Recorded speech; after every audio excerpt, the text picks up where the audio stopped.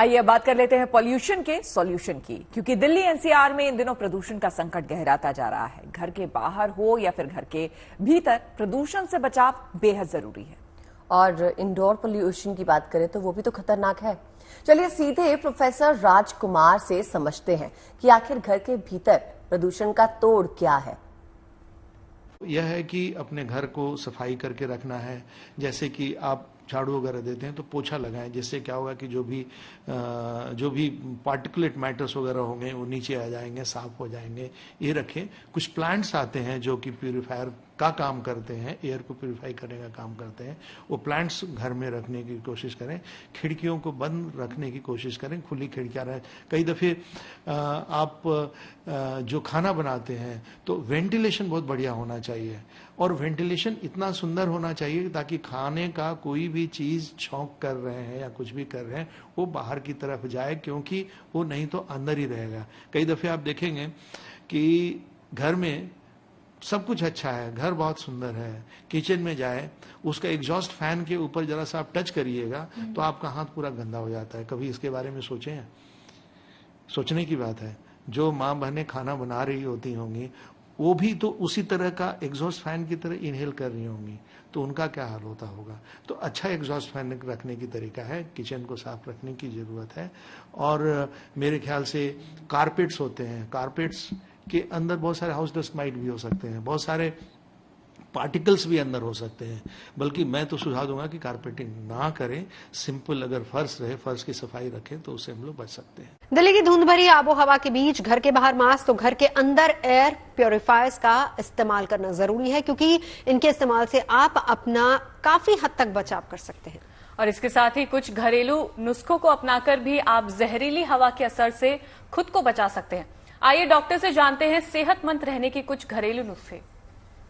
Pollution एक ऐसी चीज है जिससे हम बच नहीं सकते। घरेलू नुस्खों में तो पहला नुस्खा यही है, घर में ज्यादा रहें, मास्क लगा के घर में भी रहें, और पौष्टिक आहार खाएं, ग्रीन वेजिटेबल्स खाएं, और गहरी सांस लेने की प्रैक्टिस करें। बाहर जाके ये बिल्कुल ना करें। घर में श्वासासन, प्राणायाम, अनुलोम विलोम ये सब कर सकते हैं आप, लेकिन बाहर जाके दौड़ना या बाहर जाके विगरस एक्सरसाइज करना है, जिम जाना है, ये अभी अवॉइड करना है। जहाँ तक घरेलू नुस्खों की हम बात करते हैं, उसमें हल्दी वाला दूध बहुत अच्छा है, एंटी इन्फ्लेमेटरी है, किसी हद तक एंटी एलर्जिक भी है वो। इसके अलावा किशमिश खाइए, अखरोट खाइए, बादाम खाइए, मुनक्का खाइए, कब्ज मत होने दीजिए। नाक को बार बार धोइए, घर से आने के बाद नाक को जरूर धोइए।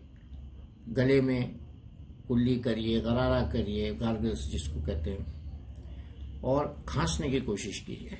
अगर आपको लग रहा है गले में इरिटेशन है तो जो भी बलगम है उसको खांस कर बाहर निकालिए। ऐसी कोई दवा लोग होम रेमेडीज ऐसी ट्राई करते हैं जो कफ सप्रेसेंट्स हैं, जिसमें कोडीन होता है, वो नहीं लीजिए।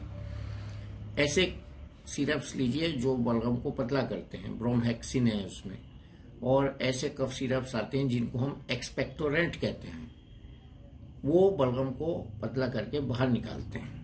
लेकिन जो खांसी के आमतौर पर शरबत कहलाते हैं, वो केमिस्ट से लोग ले आते हैं कि खांसी हो रही है, खांसी ठीक करने का शरबत दे दो, वो नहीं लेना चाहिए। इसके अलावा मैंने हल्दी वाला दूध बताया। इसमें मैं ये देख रहा हूँ आजकल के अर्जुन की छाल का पानी पीना भी एंटी इन्फ्लेमेटरी का काम करता है।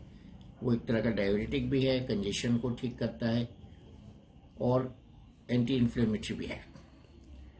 साथ साथ आप अपने खाने में मिर्च, मसाले और चिकनाई इसको अवॉइड करें। बच्चों को भी बताइए कि आइसक्रीम ना खाएं इस मौसम में, एसी बिल्कुल मत चलाइए, और मुंह ढककर सोइए, ये बहुत इम्पोर्टेंट है। खुले मुंह से सोना, पूरी खिड़की रात भर खोल के सोना, पूरा पोल्यूशन अंदर आ जाता है। दिन के टाइम खिड़की खोलिए 12 बजे के बाद, और 5 बजे बंद कर दीजिए।